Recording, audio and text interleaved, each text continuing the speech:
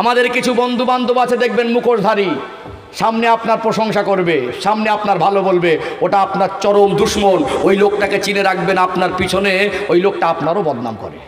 কথা ঠিক না বেঠিক? তাহলে বাইরের রূপটা সামনে আমার বন্ধু সেজে থাকে। আল্লাহু তাবারাকা ওয়া তাআলা ফি কালামিহিল মাজিদ ওয়া ফিল ফুরকানিল হামিদ ইন্নাল্লাহা ওয়া মালাইকাতাহু ইউসাল্লুনা আলান নবী ইয়া আইয়ুহাল্লাযীনা আমানু সাল্লু আলাইহি ওয়া সাল্লিমু তাসলিমা আল্লাহুম্মা সাল্লি আলা মুহাম্মাদিন নাবিয়্যিল উম্মি ওয়া আলা আলিহি ওয়া সাহাবিহি ওয়া বারিক ওয়া সাল্লিম। সকলে আমরা নামাজে যে দরুদ পড়ি আমার সঙ্গে পড়েন, আল্লাহুম্মা সাল্লি আলা মুহাম্মাদ ওয়া আলা আলি মুহাম্মাদ কামা সাল্লাইতা আলা ইব্রাহিম ওয়া আলা আলি ইব্রাহিম ইন্নাকা হামিদুম মাজিদ। আল্লাহুম্মা বারিক আলা মুহাম্মাদ ওয়া আলা আলি মুহাম্মাদ কামা বারাকতা আলা ইব্রাহিম ওয়া আলা আলি ইব্রাহিম ইন্নাকা হামিদুম মাজিদ। সম্মানিত উপস্থিতি, প্যারা হাজরানে মাজলিস, উপস্থিত অধ্যকার মাহফিলের সঞ্চালক তথা সম্মানিত সভাপতি সাহেব, মুআজ্জাজ মোহতারাম উলামায়ে কেরাম, হুফাজে কেরাম, হুজ্জাজে কেরাম, মঞ্চ উপবেষ্ট জ্ঞানীগুণী শিক্ষিত ভদ্র মহোদয়গণ, সম্মুখে উপবেষ্ট বয়োজ্যেষ্ঠ দিনদার পরহেজগার আল্লাহওয়ালা মুরব্বী বাপজানেরা, আমার সমবয়স্ক বয়কনিষ্ঠ স্নেহের ভাইয়েরা, পর্দার অন্তরালে অবস্থানরতা পর্দানাসীনা শিক্ষিতা ধার্মিকা, সম্মানিতা মমতাময়ী আমার মায়েরা বোনেরা, সকলকে জানাই শ্রেণী বিশেষে শ্রদ্ধা, প্রাণ উজাড় করা, হৃদয় নিংড়ানো আন্তরিক শুভেচ্ছা ভালোবাসা। সকলে সমবেত হয়ে সর্বপ্রথম মহান রব্বুল আলামিন আল্লাহ পাকের শাহী দরবারে শুকরিয়া জ্ঞাপন করি যে আল্লাহ পাক সুস্থ শরীরে দুনিয়ার সমস্ত কাজ থেকে আলাদা করে এই পবিত্র নূরানি মজলিসে দিন শরিয়াতের জ্ঞান অন্বেষণের উদ্দেশ্যে স্বল্প সময় আমাকে আপনাকে হাজির হওয়ার মতো তৌফিক এনায়েত করেছেন। আল্লাহ পাকের শাহী দরবারে শুকরিয়া আদায়ের জন্য কৃতজ্ঞতা প্রকাশে সম্মিলিত কণ্ঠে ভক্তির সঙ্গে প্রাণ ভরে সবাই মিলে একবার বলি আলহামদুলিল্লাহ। আরেকটু প্রাণ ভরে বলেন আলহামদুলিল্লাহ। আল্লাহ পাকের প্রশংসার পরপর অসংখ্য দরুদ ও সালাম প্রেরণ করি। দরুদ সালামে ঝর্ণাধারা বর্ষিত হোক মসজিদে নববী শরীফের সবুজ গম্বুজের নিচে রাসূল পাকের রওজা আতহারে ভক্তির সঙ্গে বলুন সাল্লাল্লাহু আলাইহি ওয়াসাল্লাম। সম্মানিত উপস্থিতি, দীর্ঘক্ষণ ধরে অত্যন্ত ধৈর্য সবরের সঙ্গে গুরুত্বপূর্ণ দিন শরিয়াতের কিছু কথা শ্রবণ করলেন।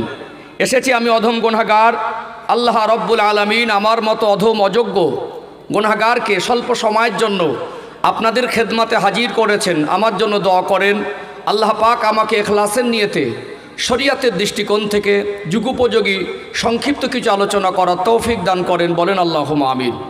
কথা মেপে বলবো, শরিয়াতের দৃষ্টিকোণ থেকে বলার চেষ্টা রাখব এবং কথাগুলো বাস্তবের সঙ্গে মিল পাবেন ইনশাআল্লাহ।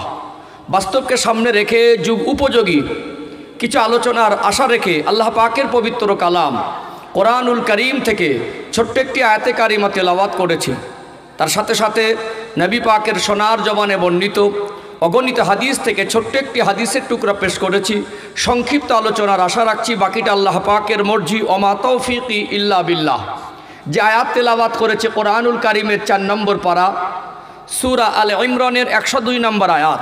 আল্লাহ পাক আমাকে আপনাকে উদ্দেশ্য করে বলছেন, ইয়া আইয়ুহাল্লাযীনা আমানু, হে বিশ্বাসী বান্দা বান্দিরা অর্থাৎ মুসলমানেরা, ইত্তাকুল্লাহা হাক্কা তুকাতি, আমি আল্লাহর ভয়কে তোমাদের অন্তরে তোমাদের কলিজায় যথেষ্ট পরিমাণে যথাযথ জায়গা দাও। ওয়ালা তামুতুন্না ইল্লা ওয়া আনতুম মুসলিমুন, মরতে যদি হয় পরিপূর্ণ মুসলমান না হয়ে মৃত্যুবরণ করো না। আমার বিশ্বাস আয়াত আপনার একাধিকবার শুনেছেন। আয়াতের বিস্তারিত তাফসীর আছে, আমি বোঝাবার জন্য সংক্ষেপে কয়েকটা পয়েন্ট তুলে ধরবো, ইনশাআল্লাহ আপনাদের সহজে বুঝে আসবে। মূলত আল্লাহ পাক মুসলমানদের প্রথম অংশে আল্লাহকে যথেষ্ট পরিমাণে ভয় করার মতো ভয় করতে বলেছেন। একটা হলো ভয় করা আর একটা করার মতো করা, দুটোর মধ্যে পার্থক্য আছে।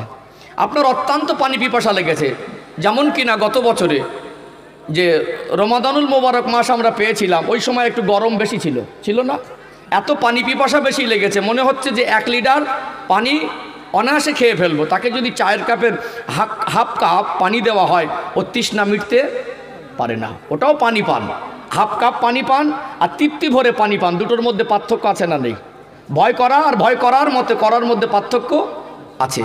আল্লাহ এই জন্য বলেছেন হাক্কা তুকাতি, ভয় করার মতো করো, যথেষ্ট পরিমাণে ভয় করো। আল্লাহ আয়াতের শেষ অংশে বললেন ওয়ালা তামুতুন্না ইল্লা ওয়া আনতুম মুসলিমুন, বান্দাবান্দি মরতে যদি হয় পরিপূর্ণ মুসলমান না হয়ে মৃত্যুবরণ করো না।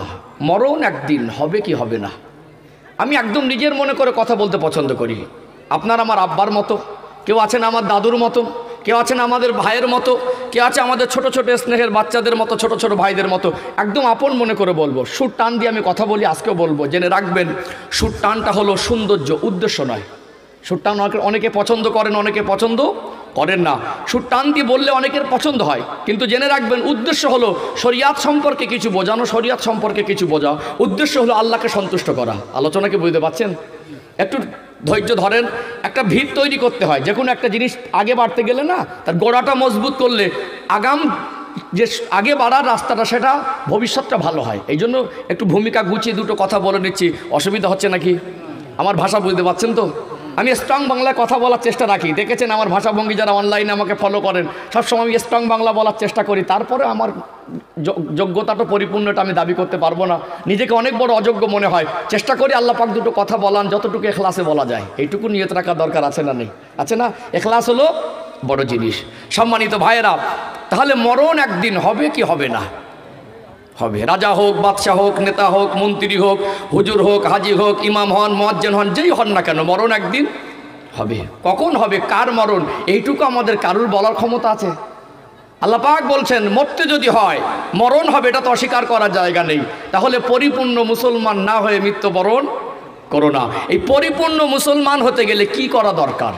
যিনি আমাদের রব, যিনি কুল কায়নাতের স্রষ্টা, যিনি আমাকে আপনাকে পাঠিয়েছেন, তিনি যখনই ডাকবেন দুনিয়া ছেড়ে চলে যেতে হবে। এই জিন্দেগিতে, এই হায়াতে জীবনে তানার কিছু হুকুম আহকাম আছে না নেই? আছে না? তানার কিছু হুকুম হাকাম আছে। এবং আমাদের সর্বকালের, সর্বযুগের সর্বশ্রেষ্ঠ মহামানব, আমাদের সকলের অন্তরের সঙ্গে সম্পর্ক, পৃথিবীর বিবি বাচ্চা সম্পদ দুনিয়াবি যাবতীয় সম্পদের থেকে যে নবীকে সবথেকে বেশি ভালো না বাসলে পরিপূর্ণ ইমানদার হওয়া সম্ভব নয়, সেই নবী রেখে যাওয়া সুন্নাত তরিকা আমাদের জন্য আছে না নেই? আল্লাহ এবং রসুলের কথা মোতাবেক জীবন যদি তৈরি করতে না পারি পরিপূর্ণ মুসলমান হওয়া সম্ভব হবে না। এখন প্রশ্ন, আমরা যে আল্লাহ এবং রসুলের হুকুম মোতাবেক চলবো, কোনটা আদেশ কোনটা নিষেধ, কোনটা হারাম কোনটা হালাল, কোনটা করণীয় কোনটা বর্জনীয়, এইটুকু আমরা, আমার মনে হয় আমার ক্ষুদ্র জ্ঞানে যতটুকু বলছি, নিশ্চয়ই জ্ঞানী গুণী শিক্ষিত মানুষ আছেন, আপনারা সবাই আমার কথা একমত হবেন, আজকে মানুষ যথেষ্ট পরিমাণে জানে। ওলামায়ে কেরাম যারা আছেন তারা দলিল ভিত্তিক জানেন, যারা মাদ্রাসায় পড়েননি বা যারা অ্যারাবিক সম্পর্কে যাদের দক্ষতা নেই, যোগ্যতা নেই, তারা মোটামুটি ওলামায়ে কেরামদের মুখ থেকে শুনে শুনে জানে। কথা ঠিক না বেঠিক? মদ হারাম এটা সবাই জানেন, কিন্তু কত নম্বর হাদিসে আছে, কত নম্বর আয়াতে আছে, কোন সূরা আছে, এটা ওলামায়ে কেরামেরা জানবেন। কথা ঠিক না বেঠিক? সুদ হারাম কে জানে না? সবাই জানে। এই যত মানুষ এসেছেন, বলুন তো নামাজ ছেড়ে দিলে ইমান কোনোদিন পরিপূর্ণ হবে না, নামাজ ছেড়ে দিয়ে যত ইবাদত করি আল্লাহকে সন্তুষ্ট করা সম্ভব হবে না, এই কথাটা কে জানে না? সবাই জানে। কেউ কেউ মনে করবেন হুজুর এমনভাবে ওয়াজ করেন কাল থেকে মানুষ যেন ভালো হয়ে যায়, এই কথাটা ভুল কথা। আপনি যদি ভালো না হন, আমার বাবার 14 পুরুষের ক্ষমতা নেই আপনাকে ভালো করব। আমার আগের জেনারেশন যে বক্তাগুলো ছিল তারা হয়তো ওয়াজ করে করে কবরে চলে গেছে, সবাই বলেছে নামাজ পড়েন। আমিও একটা সময় কবরে চলে যাব। আমার উপরের জেনারেশন বয়স্ক মানুষদের ওয়াজ শুনেছেন, তারা আমার ওয়াজ শুনছেন। পরবর্তী আমাদের সন্তানদের ওয়াজ শুনলেও ওই লোকটা যদি নামাজ নিজের থেকে না পড়ে, কোনো হুজুরকে নামাজ পড়াতে পারবে না। যতগুলো মা বোনেরা এসেছেন পর্দার অন্তরাল থেকে আমার কথা শুনছেন, প্রত্যেকটা মা বোন ভালো করেই জানে পর্দা ফরজ, তারপরেও পর্দা করছে না। বিশ্বাস করুন, আমরা যতটুকু জানি মূল ঘাটতি আমরা আমল জিন্দেগিতে মানতে পারছি না। আপনি বলবেন হুজুর ঘুষের বিষয়ে ওয়াজ করেন, যে লোকটা ঘুষ খাচ্ছে আমার থেকে ভালো করে জানে ওটা হারাম। আপনি বলবেন মদের বিষয়ে ওয়াজ করেন, যে লোকটা মদ খাচ্ছে আমি যতটুকু গুছিয়ে ওকে বোঝাবো তার থেকে ভালো করে জানি হারাম, ও জেনে শুনেই খাচ্ছে। সমাজে কেন পরিবর্তন নেই? এটা হলো সবথেকে বড় প্রশ্ন। কথা ঠিক না বেঠিক? সমাজে কেন পরিবর্তন নেই? আমি দু একটা উদাহরণ দিচ্ছি, আলোচনা অসুবিধা হচ্ছে নাকি? আয়াতের সাথে সাথে বাস্তব উদাহরণ দিলে সহজে বুঝে আসে। আমি প্রথম ভয় খাই কি জানেন? মাহফিলে গেলে কত আলেম থাকে, কত শ্রোতা থাকে, ওটা আমার ভয় হয় না। মানুষ যদি বোঝার মতো মেজাজ থাকে তাহলে কথা দিতে ভালো লাগে। আর মানুষ যদি নেওয়ার মতো মেজাজ না থাকে না, ওখানে সব থেকে বেশি কষ্ট লাগে। মেন তো কিছু দেওয়া নেওয়া, কথা ঠিক না বে ঠিক।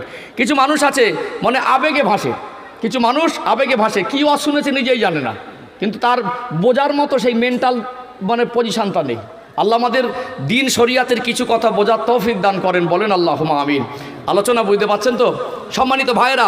আজকে দেখুন যে মূল কথা বোঝাতে চাইছি, আল্লাহর হুকুমের ভিতরে কোনটা আদেশ কোনটা নিষেধ, আমাদের জীবনে ইসলামিক জীবন ব্যবস্থায় কোনটা করণীয় কোনটা বর্জনীয়।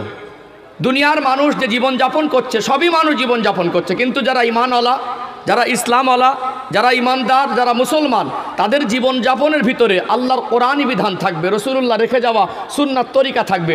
এইটুকু কিন্তু আমাদের ঘাটতি এসে গেছে, কথা ঠিক না বে ঠিক? আমাদের ইসলাম মানার অবস্থান বোঝাচ্ছি, দুটো চিত্র তুলে ধরছি। কটা? এক নম্বর চিত্র তুলে ধরছি। দেখবেন আজকে দিনে অনেক উন্নত হয়েছে। মশার কামড় থেকে বাঁচার জন্য আমরা একটা গুড নাইট অথবা মানে ওই অল আউট জ্বালিয়ে দেই, তাতেই মশার রুম থেকে পালিয়ে যায়। আজ থেকে 30-40 বছর আগে যখন এই কারেন্টের ব্যবস্থা ছিল না, তখন মশার কামড় থেকে বাঁচার জন্য মানুষ কি করত? মশারি টাঙাতো। উদ্দেশ্য কি? মশার কামড় থেকে বাঁচবো। এখন মশার কামড় থেকে বাঁচার জন্য মশারি টাঙানোর পরে পরিপূর্ণ যদি মশারির ভিতরে না আসি, হাতের অংশ বা পায়ের অংশ বাইরে থাকে, মশা কামড়াবে না ছেড়ে দেবে? ওই যে মশা কামড়াচ্ছে, ওটা মশার দোষ না মশারির দোষ? মশারও দোষ না মশারিরও? দোষটা কার? নিজের। আজ থেকে আমাদের ইসলাম মানার অবস্থা কিছুটা বাইরে কিছুটা ভিতরে। আর একটা উদাহরণ দেই, আমি বোঝাচ্ছি দুনিয়ার বর্তমান আমাদের জীবন ব্যবস্থার যে পজিশন সেটা আমি বোঝাচ্ছি। সম্মানিত ভাইরা, দেখবেন মাঝে মাঝে ওয়েদারে নিম্নচাপ হয়, ঘিসঘিসে বৃষ্টি লেগে থাকে, যে বৃষ্টিটা খুব বেশিও না আর খুব কমও না, মোটামুটি ছাতা ছাড়া বাইরে গেলে ভিজে যাব, এরকম হয় কি হয় না? 20 বছরের ছেলে চালাক বেশি না কম? 20 বছরের ছেলে চালাক বেশি। তার মা তাকে ডেকে বলছে, বাবু বাজারে যাও, সবজি বাড়িতে কিছু নেই, বাজার করে আনবে, তারপরে খাওয়া হবে। তাহলে বাজার করতে গেলে বৃষ্টি হচ্ছে খুব বেশি না আর খুব আসতে না, মোটামুটি ভিজে যাবে, ছাতা দরকার। সবজি কিনতে গেলে টাকা দরকার, একটা ব্যাগ বা থলে দরকার। মা তিনটেই গুছিয়ে দিল, ছাতা দিল, টাকা দিল, প্যাকেট বা ব্যাগ দিল। তাহলে ছেলেটা ছাতা খাটিয়ে চলে যাচ্ছে। ঘর থেকে বেরিয়ে কিছুটা দূর যাওয়ার পরে ছেলেটা চেঁচিয়ে চেঁচিয়ে মাকে ডাকছে, মা আমি ভিজে যাচ্ছি। মার মাথায় কাজ করে না, ওকে ছাতা দিলাম, টাকা দিলাম, ব্যাগ দিলাম, ছাতা খাটিয়ে চলে যাচ্ছে, দেখলাম আবার চেঁচাচ্ছে ভিজে যাচ্ছি, মানে মার মাথায় কাজ করে না। মা দরজা খুলে দেখছে ছাতা খাটানো আছে, মাথার উপরে নেই, সাইডে আছে। বোঝা যায়নি? ওই যে বৃষ্টিতে ভিজে যাচ্ছে, ছাতার দোষ না বৃষ্টির দোষ? ছাতা ধরার দোষ। ঠিক আমাদের ইসলাম মানার অবস্থান এরকম। আমরা ঠিক বিপদে পড়ে গিয়ে আল্লাহ আমাদের দেখে না। একদল মানুষ কি বলছে? আল্লাহ আমাদের, সরাসরি দোষটা কাকে দিল? আল্লাহকে। একদল মানুষ বলছে চায়ের দোকানে বসে সমালোচনাগুলো বেশি পাবেন, চার দোকানে বসে যে গল্পগুলো করে না, মনে হবে অ্যাডভোকেট গল্প করছে। মাঝে মাঝে বলে কি, মুসলমানের দিনকাল ভালো না। আমাদের মুখের ভাষা হয়ে গেছে আল্লাহ আমাদের দেখেন আর মুসলমানের দিনকাল ভালো না। আসলে আমরা যে ইসলামের ভিতরে নেই, এইটুকু আমাদের নিজের ভিতরে সেই বোধ শক্তিটা কমে গেছে। আল্লাহ পাক কোরআন শরীফে বলছেন, ইয়া আইয়ুহাল্লাযীনা আমানু উদখুলু ফিস সিলমি কাফা, হে বিশ্বাসী বান্দা বান্দিরা, তোমরা পরিপূর্ণ ইসলামের মধ্যে প্রবেশ করো।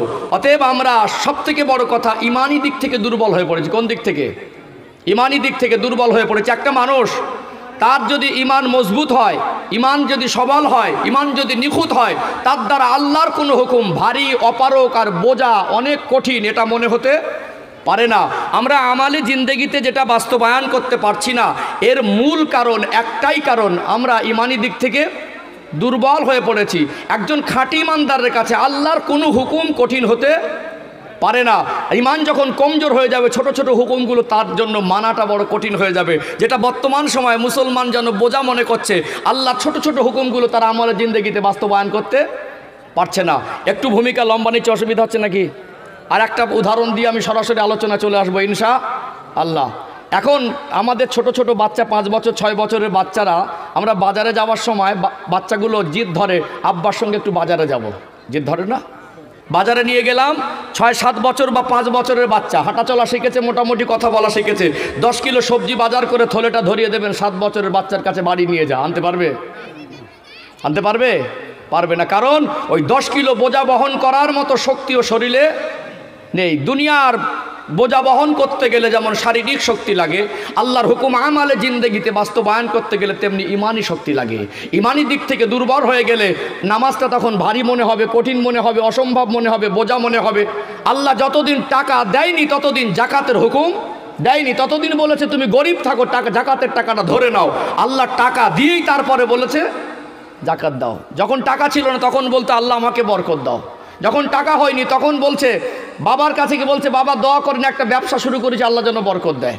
মায়ের কাছে কি বলেছে, মা দোয়া করেন আল্লাহ যেন বরকত দেয়। যেই আল্লাহ একটু টাকার পরিমাণ বেশি দিয়ে দিলেন, জাকাত ফরজ হয়ে গেল, সাহেবের নেশাবের একটা আন্ডারে চলে আসলো। জাকাত যেই ফরজ হয়ে গেল, দেখছে 5 লক্ষ টাকা আমার কাছে এক বছরে ক্যাশ, 20-50 লক্ষ টাকা ক্যাশ। এখন বলছে লাখে 2,500 টাকা বার করতে হবে, ওইটুকু আর বার করে না।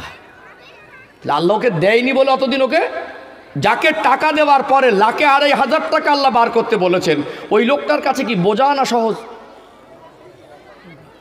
আসলে বিবেক কি বলে, হিসাব কি বলে, সোজা। কিন্তু ম্যাক্সিমাম আজ ধনীরা যদি সত্যিকারে জাকাত দিত, আমি খুঁটে খুঁটে বোঝাবো। আমি একটা বিষয়ভিত্তিক আলোচনা করতে পছন্দ করি। ইসলামের চিত্রটা আমাদের ভিতরে কতটা বিরাজমান সেইটুকু আমি একটু মোটামুটি হিসাব বুঝিয়ে দিতে চাইছি। সম্মানিত ভাইয়েরা, আমি আজকে 10টা পয়েন্টে কথা বলবো। কটা পয়েন্টে? 10টা পয়েন্টে। সমাজের সবথেকে বড় রোগ দেখছি, আমরা যা করছি সবই মনে করছি উন্নতি করছি, আমাদের ভিতরে হিংসার পরিমাণ বেশি ঢুকে গেছে।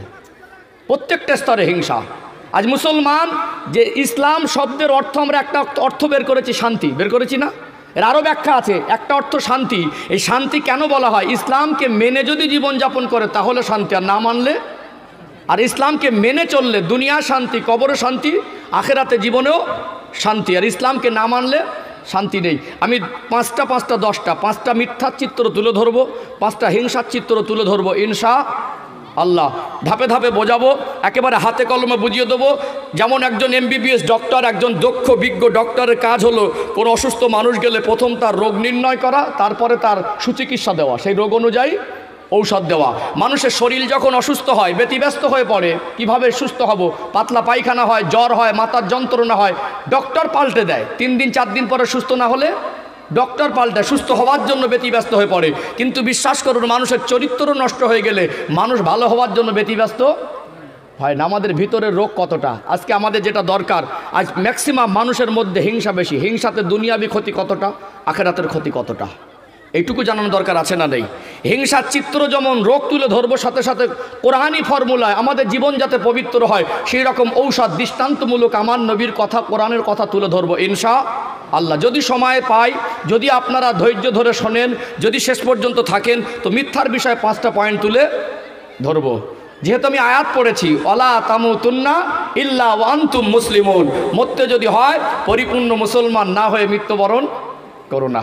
যারা আপনারা আমাকে দেখেছেন, আমি ভূমিকার আগে বাড়ছি না, একটু সুর টান দিয়ে কথা বলে আমি অভ্যস্ত, জানেন তো নাকি? হ্যাঁ, একটু অ্যাডজাস্টিং করে নেবেন, যেহেতু আমি যেভাবে বলে অভ্যস্ত। আজকে আপনাদের এই জায়গায় এসে আমি আমার ভঙ্গি পাল্টালে অসুবিধা আছে, হবে না। যেভাবে গুছিয়ে বলে অভ্যস্ত, প্রতিনিয়ত বলি, সেইভাবে বলবো। একটু মনের মতো করে অ্যাডজাস্টিং করে নেবেন ইনশাআল্লাহ। মোটামুটি এই পর্যন্ত বুঝতে পেরেছেন? তাহলে আজকে আলোচনা 5টা পয়েন্ট হিংসার বিষয়ে বলবো, 5টা পয়েন্ট মিথ্যার বিষয়ে। একটা যদি পয়েন্ট না বোঝাতে পারি, বুঝতে না পারেন, দ্বিতীয় পয়েন্টে যাব না ইনশাআল্লাহ। চলুন ছোট ছোট করে আগে বাড়ি ইনশাআল্লাহ। এবং খুতবার ভিতরে যে হাদিসটা পড়েছে একটু আমি মাঝের ব্যাখ্যা আনবো ইনশাআল্লাহ। আল্লাহ আমার স্মৃতি ঠিক রেখেছে, আমি অজের লাইন ভুলে যাইনি ইনশাআল্লাহ। সোনার মানিকেরা, নজওয়ান তরুণেরা, ও সোনার ময়না যুবকেরা, আব্বারা মায়েরা, দুনিয়াটা হলো অস্থায়ী জীবন। আল্লাহ পাক যখনই তিনি ডাক দেবেন, বাড়ি আমার, গাড়ি আমার, বিবি আমার, বাচ্চা আমার, ধন সম্পদ, জমি জায়গা আমার, সব খালি পড়ে থাকবে। এই দুনিয়া জমিন ছেড়ে চলে যেতে হবে কি হবে না? রাস্তার ধারে সুন্দর একটা ঘর বানিয়েছেন, রাস্তা দিয়ে মানুষ যায়, ওই ঘরের দিকে চেয়ে চেয়ে দেখে ঘরটা খুব সুন্দর।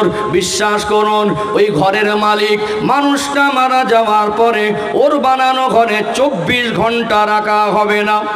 এসার পরে মাইয়েত হয়ে গেলে খুব বেশি জানাজা নামাজটা জোহরের পরে না হয় আসরের পরে হয়ে যায় কি যায় না?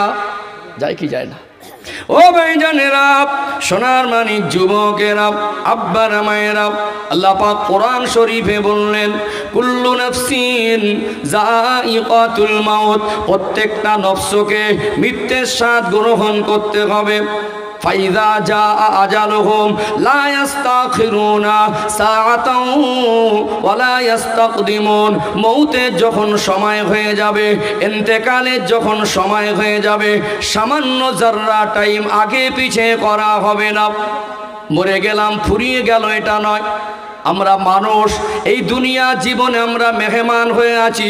2 दिन का मेहमान खाना, अल्लाह जब बुलाएगा सब कुछ छोड़ के जाना पड़ेगा। আল্লাহ যখনই ডাকবেন দুনিয়া ছেড়ে চলে যেতে হবে। মরে গেলাম ফুরিয়ে গেল এটা নয়। আল্লাহ পাক মরণের পরে প্রত্যেককে আলামে বরজাকে কবরের জগতে রাখবেন। কতদিন রাখবেন? কিয়ামত যতদিন না হবে প্রত্যেকটা মানুষ দুনিয়ার শুরু থেকে আজ পর্যন্ত যারা মৃত্যুবরণ করেছেন, আজ থেকে কিয়ামতের আগ পর্যন্ত যারা মৃত্যুবরণ করবেন, সকলকে কবরের জগতে থাকতে হবে কি হবে না? কুল্লু মান আলাইহা ফান ওয়া ইয়াবকা ওয়াজহু রাব্বিকা যুল জালালি ওয়াল ইকরাম। আল্লাহ আবার এই দুনিয়াটাকে ধ্বংস করে দেবেন, সব ফানা করে দেবেন। ওয়া ইয়াবকা ওয়াজহু রাব্বিকা যুল জালালি ওয়াল ইকরাম, কেবলমাত্র একমাত্র আল্লাহ জাত পাকটা বাকি থাকবে। আমার আল্লাহ যত মানুষকে দুনিয়ায় পাঠিয়েছিলেন এই জীবনের হিসাব নেওয়ার জন্য, হাসরের ময়দানে সবাইকে ওঠাবেন কি ওঠাবেন না? এই জীবনের জিন্দেগির হিসাবটা তিল তিল করে আল্লাহর কাছে বুঝে দিতে হবে। চলেই যদি যেতে হয়, হিসাব যদি দিতে হয়, এই জীবনের আমলের উপরে যদি আল্লাহ দয়াময় জান্নাত আর জাহান্নাম নির্ভর করেন, এই জীবনের পরিবর্তন দরকার আছে না নেই? নামাজ পড়ে, রোজা রেখে, হজ করে, যাকাত দিয়ে, যতই ভালো গাড়ি করেন আর বাড়ি করেন, যতই দামি জামা পরেন, ভিতরে যদি হিংসা থাকে আল্লাহকে সন্তুষ্ট করা যাবে না। হিংসার দুনিয়াবি ক্ষতি হলো, হিংসা মানুষের দুনিয়ার জীবনের সুখ আর শান্তি দুটোকে ছিনিয়ে নেয়। আস্তে আস্তে ব্যাখ্যা দিলে আপনারা বুঝতে পারবেন। দয়ার নবী, মায়ার নবী, রাহমাতাল লিল আলামিন আমার রাসূলুল্লাহ সোনা জবানে বললেন, দুনিয়ার মানুষদেরকে জানিয়ে দিলেন হিংসা শরিয়াত ইসলামে জায়েজ নয়। নবী আমার উদাহরণ দিয়ে বললেন, আগুন জ্বালানো হয় কাঠ দিয়ে, আগুন জ্বালানোর পরে কাঠটা যেমন পুড়ে ছাই হয়ে যায়, কাঠের আর কোনো বৈশিষ্ট্য থাকে না, তেমনি মানুষ যদি হিংসা করে ওর জীবনের অর্জনকৃত নেক আমলগুলোকে হিংসা ওই রকম বরবাদ করে দেয়। আগুন যেমন কাঠকে পুড়িয়ে ছাই করে দেয়। এতগুলো জ্ঞানী গুণে শিক্ষিত মানুষেরা আছেন, বলুন তো দেখি আমাদের জীবনে নেকি বেশি না গোনা বেশি? কি বেশি? গোনা বেশি। ওটাও যদি হিংসার কারণে শেষ করে ফেলি তাহলে আখেরাত কঠিন হবে না সহজ হবে? আখেরাত কঠিন হবে। একটা তো কঠিন হবে, দ্বিতীয়ত মনে রাখবেন দুনিয়ার জীবনের সুখ আর শান্তি দুটো ছিনিয়ে নেয়। কটা ছিনিয়ে নেয়? দুটো। আমি ব্যাখ্যায় গেলে ইনশাল্লাহ বুঝতে পারবেন। আসুন যে 5টা পয়েন্ট তুলে ধরবো হিংসার বিষয়ে। প্রথম পর্বে 1 নম্বর পয়েন্ট তুলে ধরছি একদম। একটু যদি আপনারা আগে আগে আসতেন, আলহামদুলিল্লাহ কিছু কিছু জায়গা স্মৃতি না মানুষের মনে গেঁথে যায়। এত সুন্দর পরিবেশ, আমার অনেক ভাইয়েরা একটুখানি বসে যান। আমি মাঝে মাঝে বলি কি জানেন, রাত 12টার সময় কিছু কোনো জায়গায় তুলে দিলে আমি মাঝে মাঝে কি বলি জানেন, যে কারোর যদি ভালো না লাগে কেতার মধ্যে ঘুমিয়ে পড়েন। মানুষ যখন আল্লাহর মহব্বতে এসে বসে যায় না, মানুষ তখন ঠান্ডা বর্ষা রাত আর ঠান্ডার গরম দেখে না। কথা ঠিক না বেঠিক? একটু যদি সরে আসতেন, আমার ভাইগুলো দাঁড়িয়ে আছেন, একটু বসতে পারতো। ভাই বলছিলেন আমাকে অনেকটা দূর আগে গেলেন রিসিভ করতে, যে হুজুর আপনি আসবেন, এবারে মাহফিলে এত পরিমাণের লোক হচ্ছে মনে হয় জায়গা দিতে পারবো না। আল্লাহ সেটাই কবুল করেছেন। আল্লাহ কবুল করেন, বলেন আল্লাহুম্মা আমিন। আসুন আমি সবে আলোচনা একটা মূল জায়গায় গেছি, একটু এই সময়টা ডিস্টার্ব না করাই ভালো হবে। একটু সরে সরে আসেন। আর ভাইয়েরা আপনার অনুরোধ করব একটু বসেন, একটু বসেন। কারণ কি জানেন, আমাদের বাচ্চারা যখন হসপিটালে থাকে আমরা মশার কামড়ে ঠান্ডায় বর্ষায় ওই হসপিটালের চাতওয়ালে রাতটা কাটিয়ে দেই। এখানে তো বসার জায়গা করা আছে, সেখানে বসার জায়গা নাই। বরং অপরিচিত মানুষ পাশে বসলে সন্দেহ করে পকেটমার নাকি, সন্দেহ করে না? আমি যদি রাতের বেলা ইন্তেকাল করি, আমার বাড়ির পরিবারের মানুষরা সেই দিন সারা রাত ঘুমাবে? তাহলে মাঝে মাঝে রাত জাগা ভালো না? রাত জাগা অভ্যাস ভালো না?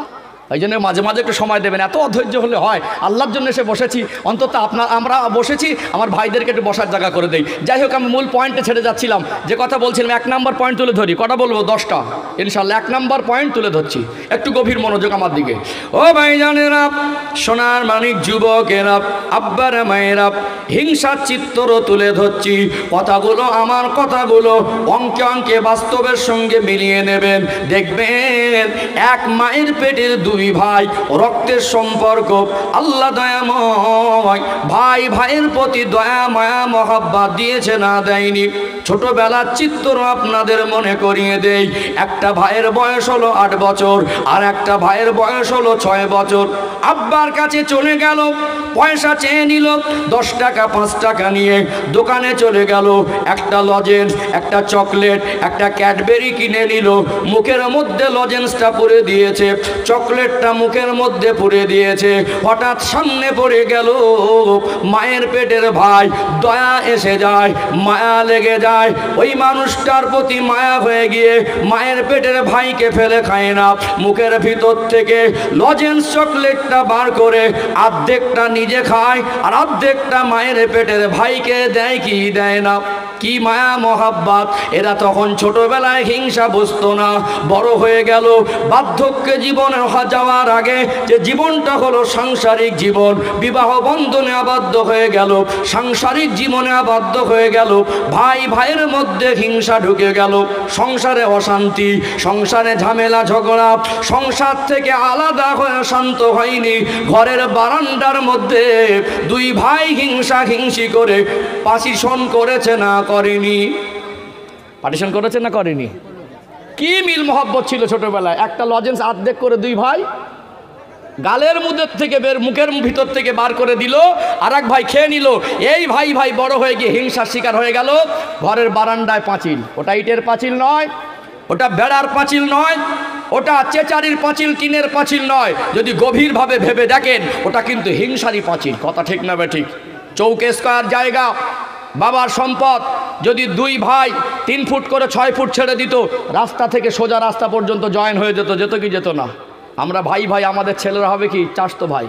হিসেব কি বলে? আমরা ভাই ভাই, আমাদের ছেলেরা হবে চাচতো ভাই। আজকে এই ভাইটা মারপেটের ভাইয়ের পিছনের পজিশনে, পরের দিন চাচতো ভাই ওর পিছনের পজিশনে চলে যাবে। যাবে কি যাবে না? ঠিক 3 ফুটের মাথায় পাঁচিল। কত ফুটের মাথায়? 3 ফুটের মাথায় পাঁচিল। হিংসা ঢুকে গেল, 3 ফুটের মাথায় পাঁচিল দিয়ে দিল। এ ভাইয়ের ছেলেরাও ভালো করে বের হতে পারেন, ও ভাইয়ের ছেলেরাও ভালো করে। এই চাষতে ভাই ভাই হয়ে গেল, বাবা মা বুড়ো ওরা মরে গেল। এইবারে ছেলেরা যারা ফার্স্ট ফ্রন্টে ছিল, ওরা রাস্তাটাই আটকে দিল।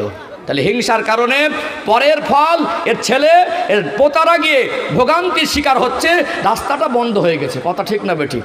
দুনিয়া সুখ শান্তি কারিয়ে নেয় কি নেয় না? মনে রাখবেন, মানুষের চরিত্র 2 রকম, একটা বাহ্যিক চরিত্র আর একটা লুকানো চরিত্র। অভিনয় করে মানুষের কাছে ভালো সেজে থাকা যাবে, ভালো জামা কাপড় পরে মানুষের কাছে ভালো হতে পারবেন। মনের ভিতরে চরিত্র রূপ যদি ভয়ঙ্কর হয়, আল্লাহর কাছে প্রিয় হওয়া সম্ভব নয়। আমাদের এটা ভিতরের চরিত্র, যেটা আমরা দেখি মাঝে মাঝে চৌকো জায়গা ভাগ করতে গিয়ে, ওই চৌকো জায়গা 4টে কোণা হওয়ার কথা ছিল, কোণা হয়েছে 7টা। একটা গাছের নারকেলের চারা, একটা ফলের চারা পড়েছে, বলেছে ওটাকে কোণা করতে হবে। জায়গা দেখেছেন ভাগ করা? কোণা কোণা কোণা কোণা যায়নি। তাহলে ওই ছেলে দুটো যখন শ্বশুর বাড়ি যায়, যাবার আগে ভালো করে সাজসজ্জা করে, চুল দাড়ি শেভ করে। এখন আমাদের ছেলেদের একটা যোগ্যতা আছে, ভালো ব্যবহার কোথায় করতে হবে ওরা জানে। মা বাপের সঙ্গে উল্টো করে, কিন্তু শ্বশুর শাশুড়ির সঙ্গে ওরা এরকম ব্যবহার করেন। ওখানে কি বেশ ডিসিপ্লিনটা বজায় রাখে, নিজের ঐতিহ্যটা বজায় রাখে। শাশুড়ি মাকে বলছে আম্মাজি ভালো আছেন, মায়েদের একটা মন নরম। পাশ থেকে কিছু চাচিমা গ্রামের মানুষ ছিলেন, ওই শাশুড়ি মাকে যখন বলেছে আম্মাজি ভালো আছেন, পাশ থেকে ওনারা বলছেন তোমার জামাই তো না খাঁটি সোনা। শ্বশুর বাড়ি গিয়ে ছেলেদের ব্যবহার নরম না গরম? একটু নরম না গরম? মনে হবে একদম ফারিস্তা। ওটার বাইরের চরিত্র, ওর ভিতরের চরিত্র। হিংসা করে ঘরের বারান্দায় পাঁচিল দিয়েছে, হিংসা করে 3 ফুটের মাথায় পাঁচিল দিয়েছে, জায়গা ভাগ করতে গিয়ে 7টা কোণা করেছে। এই হিংসা দুনিয়ার মানুষের সুখ শান্তি ছিনিয়ে নিচ্ছে না? নেয় না? নিচ্ছে না? হিংসা ত্যাগ করা দরকার আছে না নেই? দুনিয়াবি ক্ষতি, আখিরাতের ক্ষতি। 1 নম্বর পয়েন্ট বুঝতে পেরেছেন? বুঝতে পেরেছেন? আমি রোগ বলছি, ঔষধ ইনশাল্লাহ বলবো। যেন বিজ্ঞ ডাক্তার হয়, শুধু রোগ বলে দেয় না, তার ঔষধটাও দেয়। কথা ঠিক না বেঠিক? শারীরিক রোগের চিকিৎসা হসপিটালে ডক্টরখানায়, আর চরিত্রের রোগের চিকিৎসা হয় আল্লাহর কোরআনুল কারিম থেকে, নবীর জবানে বর্ণিত হাদিস শরীফ থেকে। আমি নিজেও গুনাহগার। আজকে যত মানুষ এসেছেন আমার মনে হচ্ছে সব থেকে নগণ্য গুনাহগার আমি। ভুল তো আমাদের ভিতরে আছে। কাউকে বলছি, কাউকে আঘাত করে দেব বা কোনো ব্যক্তিকে আক্রমণ করব, এই চিন্তাধারা আমার মনে নেই। সমাজের চিত্রগুলো তুলে ধরছি আমাদের যাতে সহজে বুঝে আসে। কথা ঠিক না ঠিক? কেউ গায়ে পেতে নেবেন না। 1 নাম্বার বুঝতে পেরেছেন? যদি বুঝতে পারেন দ্বিতীয় পয়েন্টে যাব। 1 নাম্বার বুঝতে পেরেছেন? তাহলে দ্বিতীয় পয়েন্টে যাই ইনশাল্লাহ। হ্যাঁ, একটু আওয়াজ দেন তো দেখি কেমন, একটু নারাই তাকবীর, লিল্লাহি তাকবীর, নারাই তাকবীর। মাশাআল্লাহ, আলহামদুলিল্লাহ, আল্লাহ কবুল করেন, বলেন আল্লাহুম্মা আমিন। 1 নাম্বার গেল। দ্বিতীয় নাম্বার, সেকেন্ড পয়েন্ট। ও ভাইজানেরা, সোনার মানিক যুবকেরা, আব্বারা মায়েরা, খুব গভীর মনোযোগ দিয়ে শুনুন। দ্বিতীয় পয়েন্ট আপনাদের কাছে তুলে ধরছি। আজ সমাজে হিংসার চিত্র কেমনভাবে সমাজে হিংসা ছড়িয়ে গেছে, একটু গভীরভাবে বোঝার চেষ্টা করুন। আমার বিশ্বাস আপনারা এতগুলো মানুষ আমার সামনে বসে আছেন, পর্দার অন্তরালে আমার অনেক সম্মানিতা মায়েরা আছে না নেই?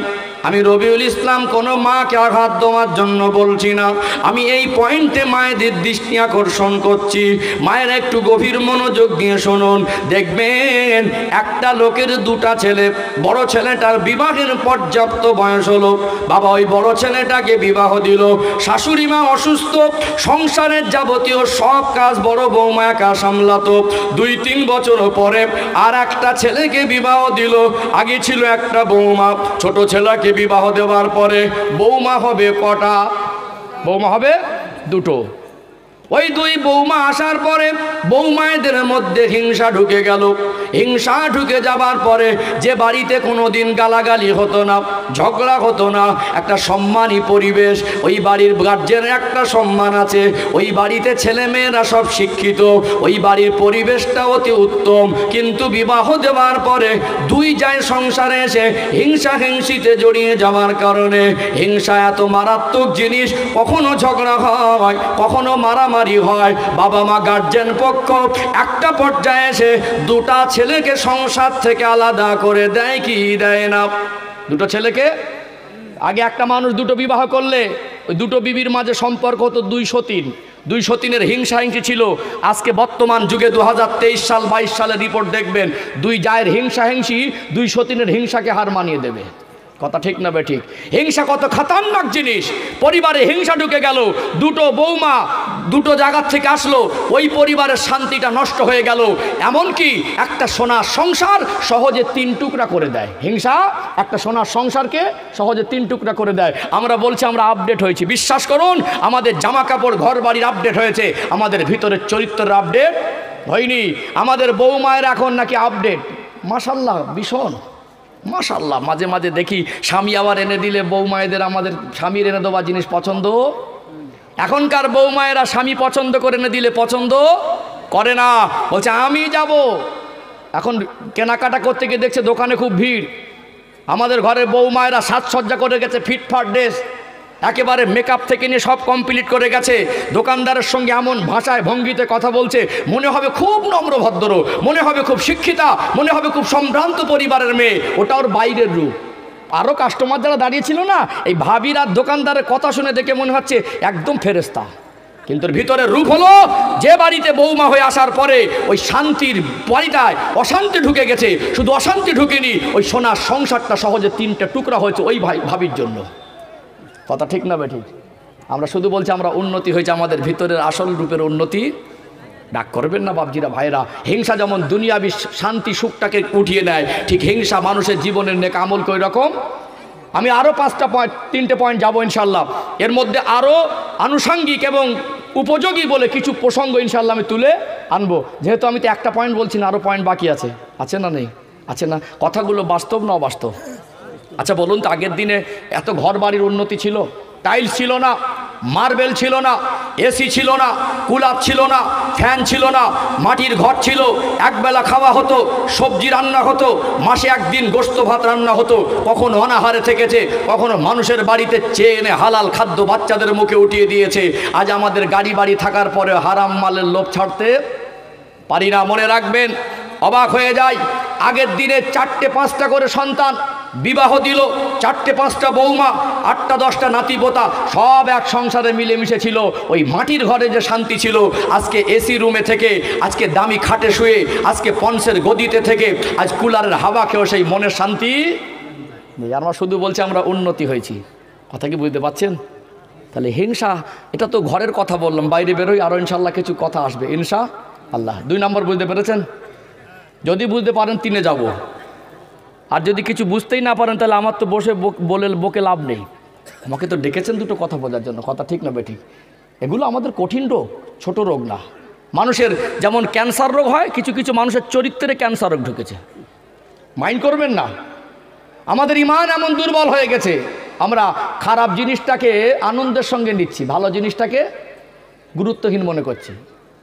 কথা বাস্তব না অবাস্তব? আজকে দেখবেন একটা ফকির মানুষ গাড়ি ভাড়া করে গেলে না, চাকরিজীবী তার কাছে হাত পাতে দাও। একটা ফকির মানুষ, অসুস্থ মানুষ, কলিকাতায় ভিক্ষা করে খায়, মাইন্ড করবে না, কথাগুলো মিলিয়ে নেন, আমি ফালতু কথা বলা মানুষ না। রাস্তায় গেলে এখন গাড়িতে হাত দেখায়, কি আছে দেখাও, তারপর থাকলেও বলে একটা খুঁত ধরবে, মাল দাও 100। তাহলে যে লোকটা ভিক্ষা করে সেই লোকটা গাড়ি ভাড়া করে যেতে গিয়ে তাকে 100 টাকা,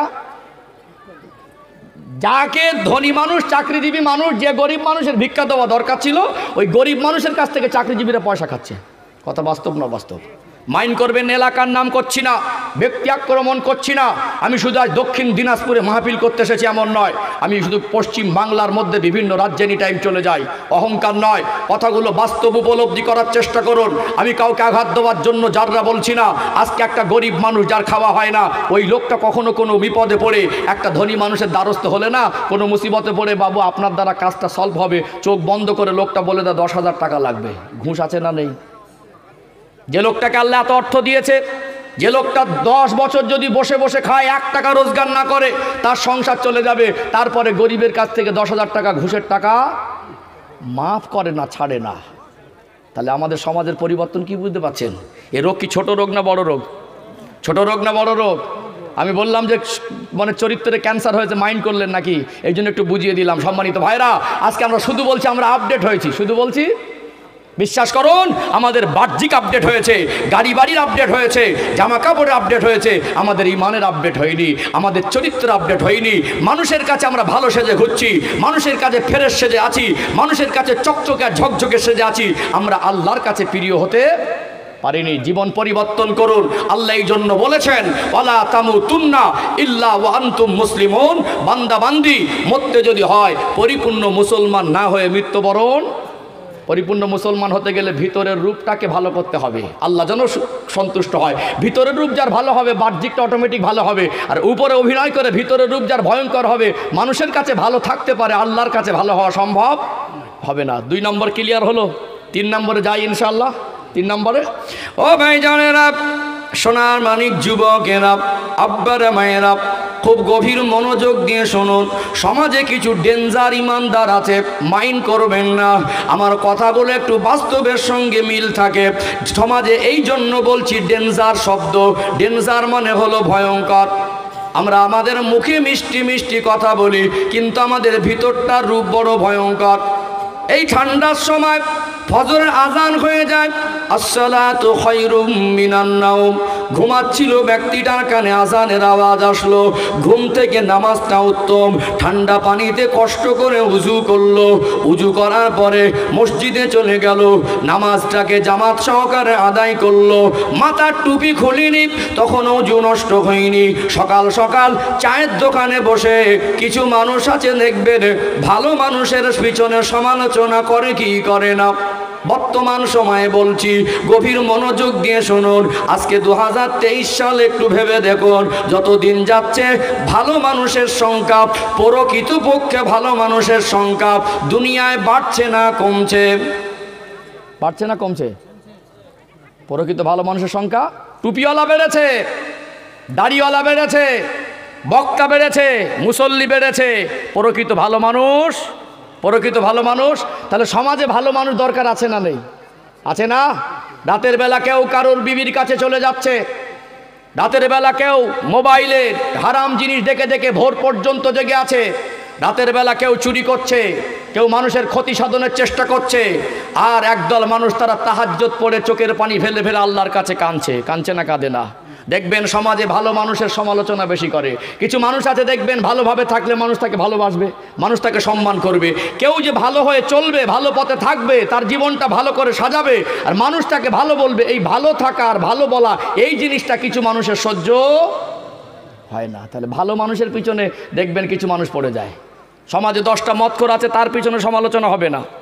সমাজে 2টো দরজা ঠেলা পার্টি আছে, তার পিছনে সমালোচনা হবে না। সমাজে 2টো বড় বড় ঘুষখোর আছে, টাকায় বাবু হয়ে গেছে, তার ধারে বাড়ে যাবে না। তার নামে কথা বললে মুখটা বেঁকে যাবে, 2টো থাপ্পড় মেরে মুখে দাঁত ফেলে দেবে, তার নামে সমালোচনা করবে না। একটা সৎ মানুষ, নিরীহ মানুষ, যার মনে আল্লাহর ভয় আছে, আখেরাতের চিন্তা আছে, কবরের ভয় আছে, হারাম হালাল বেঁচে চলে, আজান হলে কি অসুস্থ আর কি সুস্থ, কি দুঃখ আর কি কষ্ট, সব কিছু উপেক্ষা করে আল্লাহর ঘরে গিয়ে সেজদায় রত হয়, যে হাতটা তুলে আল্লাহর কাছে জাতির জন্য, কওমের জন্য কাঁদে। যেই ভালো মানুষগুলোকে বেছে বেছে কিছু মানুষ সমাজে তাদের পচিয়ে দেওয়ার চেষ্টা করে। এই যে ভালো মানুষের ভালো থাকা যখন তার ভালো লাগে না, নিশ্চয়ই তার সম্মান দেখে, তার ভালো থাকা দেখে হিংসা হয়। কথা ঠিক না ঠিক? অতএব এরা হলো ডেঞ্জার কিছু মানুষ আছে। আমি মাঝে মাঝে বলি সমাজে কিছু ডেঞ্জার ইমানদার আছে, এদের উপরের রূপটা চকচকে ঝকঝকে, এরা মানুষের সামনে প্রশংসা করে, ভিতরে গিয়ে ওই মানুষটার বদনাম করে। আছে না? ডাক করবেন না, কথাগুলো মিলিয়ে নেন। কিছু ডেঞ্জার মুসল্লিকে দেখবেন ইমাম সাহেবের হাতে হাত দিয়ে মুসাফা করে, ইমাম সাহেবের সামনে গিয়ে মিষ্টি মিষ্টি কথা বলে।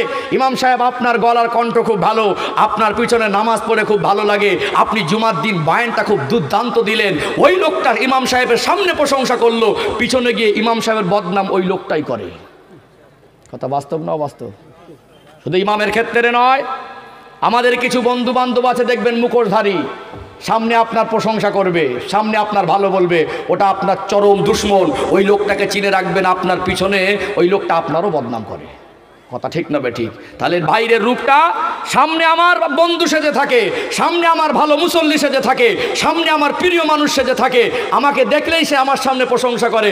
আসলে আমার প্রশংসা করছে মানে ও আমার ভালাই চায় না, ও আমার প্রকৃত ভালো বন্ধু না, ও ভিতরে ভিতরে আমার পিছনে দুশ্মনী করে, সমাজে আমাকে খারাপ করার চেষ্টা করে, সমাজে আমাকে পচিয়ে দেওয়ার চেষ্টা করে, সমাজে আমার বদনাম করে। এরকম কিছু ডেঞ্জার ইমানদার আছে না নেই? রাগ করছেন নাকি? ওয়াজ কি করা হয়ে যাচ্ছে? হালকা করে দেবো কি গো? হ্যাঁ হু দেন, যা হবে বাপ বেটা ভাই ভাই মন খুলে হবে। আমি ওই রকম মনে একা পাগলের মতো বকে যাই না। যা হবে যদি দিতে পারি। যদি বলেন হুজুর এসব ওয়াজ লাগবে না, আপনি এমনি পেলেন ভিটামিন ওয়াজ করেন, একটা ঘটনা বলে দিয়ে 2 ঘন্টা পার করে দেবো। কি এমন ওয়াজ আছে, সাপও মরবে না, লাঠিও ভাঙবে না, কি বুঝলেন? কিছু বুঝতে পারবে না, শুধু বলবেন হেভি ওয়াজ হয়েছে। শেষে মনে হবে ওয়াজটা হেভি হয়েছে, কি হেভি হয়েছে আর খুঁজে পাবেন না। ঠিক বলছি না ভুল বলছি? আলোচনা রাগ করছেন নাকি? শেষ পর্যন্ত থাকবেন না চলে যাবেন? দক্ষিণ দিনাজপুর তপন থানা, এটা কি গোপালপুর গ্রাম, গোপালনগর গ্রাম। আজকে অন্তত এই পরিবেশের একটা সূচনা করেন। আমি ইতিপূর্বে আশপাশ এলাকাতে মাহফিল আসি, আমি এই গঙ্গারামপুর রোডে কয়েকবার মাহফিল করেছি। এলাকার একটা পরিবেশে একটু রাত ভারী হলে আস্তে আস্তে লোক পিছন থেকে শুশু করে উঠে যায়, শেষে গিয়ে হাতে গোনা। আজকে এরকম পরিবেশ হবে নাকি? একটু পরিবেশ সাজাই না আমরা, আগে আপডেট হই না? দরকার আছে না? তো কোরআনই মাহফিল। আমাদের ইয়াং জেনারেশন অনেক আলহামদুলিল্লাহ, আমার ভাইয়ের এসেছেন মাশাআল্লাহ, আল্লাহ শুকরিয়া আদায় করছে, আপনাদেরকে মন থেকে দোয়াও দিচ্ছি। আমাদের ভাইদের এখন সব মোবাইল অভ্যস্ত। কি গো, ছেলেদের যদি ছেড়েও দাও, 2টোর সময় 1 ঘন্টা মোবাইল ঘাঁটবে, তারপরে ঘুমাবে। এখানে যদি একদিন 1 ঘন্টা বেশি বসি, অসুবিধা আছে নাকি? চলে যাবেন না থাকবেন? থাকবেন ইনশাআল্লাহ। আলোচনা বুঝতে পারছেন? তাহলে আমাদের বাইরের রূপ একরকম, ভিতরের রূপ আর এক রকম। আমি যে আয়াত পড়েছি, আল্লাহ বলেছেন ইয়া আইয়ুহাল্লাযীনা আমানু, হে বিশ্বাসী বান্দা বান্দিরা, ইত্তাকুল্লাহা হাক্কা তুকাতি, তোমাদের অন্তরে তোমাদের মনে আমি আল্লাহর ভয়কে যথেষ্ট পরিমাণে জায়গা দাও। ওয়ালা তামুতুন্না ইল্লা ওয়া আনতুম মুসলিমুন, মরতে যদি হয় পরিপূর্ণ মুসলমান না হয়ে মৃত্যুবরণ করো না। বলুন, এই মনের মধ্যে আল্লাহ ভয় করতে বলেছেন না? ভয় কোথায় থাকে? ভয় কোথায় লাগে? মনে। বলে ওর মনে ভয় বেশি। হিংসা কোথায় থাকে? হিংসা মনে। এখানে একটা চমৎকার একটা কথা বলি, মাথায় গেঁথে নেন। এই প্যান্ডেল বড় হলে শ্রোতা বেশি ধরবে, বস্তা বড় হলে মাল বেশি ধরবে, হাঁড়ি পাতিল ভালো হলে ভাত তরকারি বেশি ধরবে, কিন্তু হিংসা এত খাতারনাক জিনিস, ছোট মনে বেশি থাকে। তাদের মনে হিংসা না, মানুষ বলে ছোট মন। কি বলে? ছোট মনে বেশি থাকে। অতএব হিংসাটা ত্যাগ করে আল্লাহকে সন্তুষ্ট করা, হিংসা মনোভাব নিয়ে হিংসা জীবন তৈরি করে মানুষের কাছে অভিনয় করে ভালো সেজে ভিতরের রূপ যদি পরিবর্তন করতে না পারি ইমানদার হওয়া যাবে না। দুনিয়াবি ক্ষতি আখেরাতের ক্ষতি আছে না নেই? আলোচনার লাইন বুঝতে পাচ্ছেন? আজকে আপনাদের গোপালনগর গ্রামটা পুরো আলোকিত হয়ে আছে। আলো যেখানে থাকে অন্ধকার সেখানে থাকে না। আল্লাহ বলতে পারতেন আমাকে ভয় করো, হাক্কা তুকাতি, ভয় করার মতো ভয় করো, কারণ যথেষ্ট পরিমাণে যদি পরিপূর্ণ হয়ে যায় অন্তরে আল্লাহর ভয়ে, ওখানে হিংসা জায়গা পাবে না। আল্লাহ আমাদের বোঝার তৌফিক দান করেন, বলেন আল্লাহুম্মা আমিন। তাহলে কটা বলেছি? 3টে। 4 নম্বর যাই ইনশাআল্লাহ? 4 নম্বরে যাই না? ঔষধটা বলে নিই, আর 2টো পয়েন্ট বলবো। শুধু রোগ বলে গেলে কিছু মানুষ বলে হুজুর তো রোগই বলে যাচ্ছে, একটু ঔষধ বলে নেই, 2টো পয়েন্ট লাস্টে বলি নাকি? আগে ঔষধটা দিয়ে দে একটু, কেন কোরআন হাদিসের কথা কিছু দৃষ্টান্ত তুলে ধরলে ভালো লাগবে। একঘেয়েমি ভাবে শুধু দোষটাই বর্ণনা করে গেলে বলে আমরা সবই তো খারাপ। এই জন্য একটু মন নরম করা কিছু কথা উঠে আসবে ইনশাআল্লাহ। চলুন একটুখানি আরেকবার তাকবীর দেন তো, নারী তাকবীর। মাশাআল্লাহ, খুবই ভালো পরিবেশ। আর একটু প্রাণ ভরে আওয়াজ দেন, নারী তাকবীর। ভালো লাগছে। চলুন একটু আমি দৃষ্টান্ত তুলে ধরে একটা ঔষধমূলক কিছু দৃষ্টান্ত তুলে ধরি ইনশাআল্লাহ, তারপরে আবার 2টো ডেঞ্জার পয়েন্ট ইনশাআল্লাহ বলবো। ও ভাইজানেরা, সোনার মানিক যুবকেরা, আব্বারা মায়েরা, আজ মুসলমানের উপরে হিংসা করি, ভালো মানুষের উপরে হিংসা করি। যে মায়ের পেটের ভাই একটা লজেন্স ছোটবেলায় কেটে মুখের ভিতর থেকে বার করে দিয়ে অর্ধেক ভাগ করে খেয়েছিলাম, সেই ভাই হিংসা করি।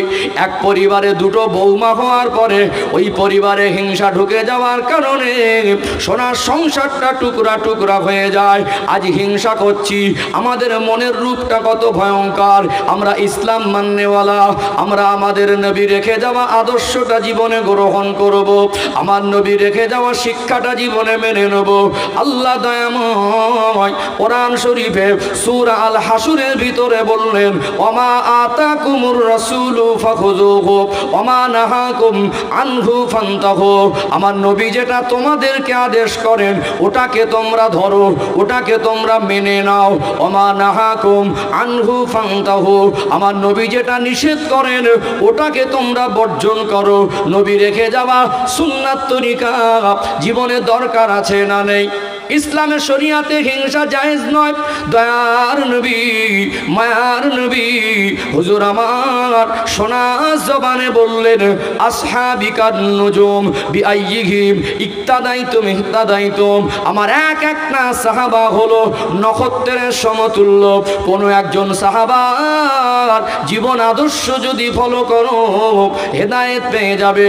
মানুষ মানুষকে কেমন ভালোবাসতে হয়, মুসলমানের কেমন সম্পর্ক, ইসলাম আমাদের কি শিক্ষা দিয়েছে, আজ আমরা কেমন শিক্ষা গ্রহণ করেছি, একটু শরিয়াতের থেকে দৃষ্টান্ত তুলে ধরি। আল্লাহ পাক আমার আপনার দয়া নবীকে 63 বছরের হায়াতে জীবন দিয়েছিলেন। কত বছর? 63 বছর। 40 বছর বয়স আল্লাহ পাক নবুয়ত দিলেন। মক্কায় 13 বছর খেদমত করলেন।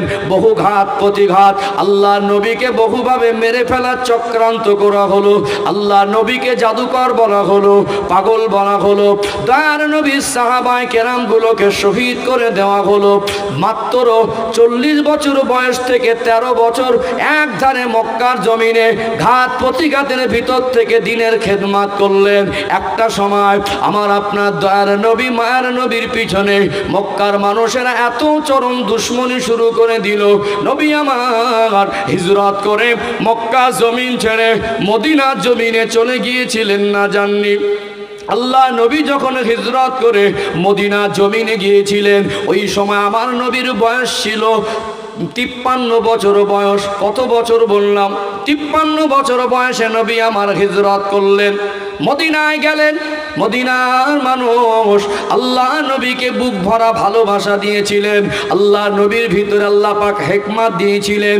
আমার নবীকে আল্লাহ পাক যে জ্ঞান দিয়েছেন, আমার নবী যে কোয়ালিটি কোয়ান্টিটির মানুষ, আমার নবীর মতো এত জ্ঞানী মানুষ পৃথিবীতে আর কেউ জন্ম হবে না। ও ভাইরা বাবাজিরা, আল্লাহ নবী সরাসরি মদিনা শহরে প্রবেশ করেন নাই। কোবা নামক পল্লীতে 2 সপ্তাহের মতো অবস্থান করেছিলেন। যেহেতু নামাজ ফরজ হয়েছে মাক্কি জীবনে, মেরাজের ঘটনা হয়েছে মাক্কি জীবনে। যখন হিজরত করে মদিনায় গেলেন তখন 5 ওয়াক্ত নামাজকে আল্লাহ ফরজ করে দিয়েছেন। 2 সপ্তাহ মতো কোবা নামক পল্লীতে অবস্থান করেছিলেন। ওই 2 সপ্তাহের ব্যবধানে একটা মসজিদ নির্মাণ করেছেন। ওই মসজিদটার নাম হলো মসজিদে কোবা। আল্লাহ নবীর হাতে গড়া ইসলামের ইতিহাসে এটা হলো প্রথম মসজিদ। ওই মসজিদটার নাম হলো মসজিদে কোবা। এর একটা সম্মান আছে না নেই? যেহেতু নবীর হাতে গড়া প্রথম মসজিদ, মদিনার মসজিদে নববী শরীফে 1 রাকাত নামাজ পড়লে আল্লাহ দয়াময় খুশি হয়ে 50,000 রাকাতের নেকি দেয়। বলুন সুবহানাল্লাহ। কিন্তু যে মসজিদটা আমার নবীর হাতে গড়া, ওই মসজিদের একটা এক্সট্রা সম্মান থাকবে কি থাকবে না? এক সময় মদিনাবাসী, মদিনা সাহাবীর আল্লাহ নবীকে বললেন, ইয়া রাসূলুল্লাহ, ইয়া হাবিবাল্লাহ, মক্কার মানুষরা তো বড় সৌভাগ্যবান, ওরা আল্লাহর কাবাকে পেয়েছে। মক্কার মদিনার দূরত্ব এভারেজ 400 কিলোমিটার। আমার বাড়ি আর আপনাদের এই জায়গার দূরত্ব হলো এভারেজ 500 কিলোমিটার। ফজরের নামাজ পড়ে 5টায় বেরিয়েছি, এখানে পৌঁছাচ্ছি 8টা। ও ভাইরা বাবাজিরা, এতটা রাস্তা মক্কা মদিনার দূরত্ব। মদিনার সাহাবীরা বললেন, হুজুর, মক্কার মানুষেরা যখন ইচ্ছা তখন উমরা করে, ওরা অনেক বেশি সওয়াবের হকদার হয়, ওদের নসিবটা ভালো। নবী আমার সান্ত্বনা দিলেন, ও মদিনাবাসী, ও মদিনার মানুষ, তোমরা মন খারাপ করো না। মক্কার মানুষ আল্লাহর কাবাকে পেয়েছে, আর মদিনার মানুষ তাদের নবীকে পেয়েছে। বলুন সুবহানাল্লাহ। আমার নবীর মাজার মুকাদ্দাসটা মক্কায় না মদিনায়? মদিনার মানুষ আমার নবীকে পেয়েছেন। তারপর সান্ত্বনা দিলেন, ওরা বেশি নেকি পাবে, মন খারাপ করবে না। যখন উমরা হজের নেকিটা তোমার কাছে অর্জন করাটা যখন মন থেকে আসবে, চলে যাবে কোবা পল্লীতে, ওই জায়গায় মসজিদে কোবায় গিয়ে 2 রাকাত নামাজ পড়লে আল্লাহ দয়াময় খুশি হয়ে একটা উমরা হজের নেকি লিখে দেবে। বলুন সুবহানাল্লাহ। ওই মসজিদের সম্মান আছে না নেই?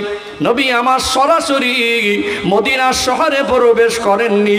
শহরের একটা বৈশিষ্ট্য হলো, শহরে কিছু খতরনাক খারাপ মানুষের বসবাস থাকে কি থাকে না? থাকে না? কলিকাতা শহর নামকরা শহর, ওর ভিতরে কিছু ভয়ানক খারাপ জায়গা আছে না? আছে না? শিয়ালদা ব্রিজের তলায় আপনি চা খাবেন, আপনার এই পকেট থেকে যদি মোবাইলটা টেনে নিয়ে চলে যায় না, সামনে থেকে বাধা দিতে পারবেন না, পাত্তা করে খুর মেরে দেয়, পুলিশে কিছু বলবে না। ওদের নিজের জানের মায়া নেই, আর কাউকে মারবে তো চিন্তা করবে না। আছে না খারাপ জায়গা? আল্লাহ নবী তো জীবনে প্রথম মদিনায় যাচ্ছেন। মদিনার মানুষ কেমন হবে, কেমনভাবে মেনে নেবেন? নবী সরাসরি মদিনায় প্রবেশ করেন। এটা আল্লাহ পাক আমার রসুলের ভিতরে হেকমত দিয়েছিলেন। বলুন সুবহানাল্লাহ। শহরের বাইরে 2 সপ্তাহ মতো অবস্থান করলেন কোবা নামক পল্লীতে। নবী আমার আবভাব বুঝলেন, মদিনার মানুষ কীভাবে আমাকে মেনে নেবেন। দয়ার নবী, মায়ার নবী, রাহমাতাল লিল আলামিন এবারে মদিনা শহরে প্রবেশ করছেন। মদিনাবাসী বড় সৌভাগ্যবান। আমার নবী যদি মদিনা শরীফে হিজরত করে না যেতেন, গোটা বিশ্বের মানুষ মদিনার জন্য পাগল হতো না। বড়া মদিনার মানুষ মদিনা মদিনা করে এত মহব্বত করতো না। আপনাদের দক্ষিণ দিনাজপুরে যদি আমার দয়াল নবী সেই সময় হিজরত করে আসতেন, গোটা বিশ্বের মানুষের কাছে এই দক্ষিণ দিনাজপুরটা পরিচিত হয়ে যেত কি যেত না? এটা আমার নবীর কদমের ছোঁয়ার বরকত। মদিনার সম্মানটা কত বেশি। আল্লাহ নবী মদিনা শহরে প্রবেশ করছেন, কি বাচ্চা কি মুরব্বী, কি ধনী কি গরিব, সবাই বলছেন, হুজুর আমার বাড়িতে আসেন, আমার বাড়ির মেহমান হন। মদিনার মানুষেরা আমার নবীকে সুস্বাগতম জানান, আমার নবীকে ওয়েলকাম জানান। মদিনার মানুষ বুক ভরা ভালোবাসা দিলেন, তাদের সর্বস্ব আমার নবীর জন্য কুরবান করে দেওয়ার প্রতিজ্ঞাবদ্ধ হলেন।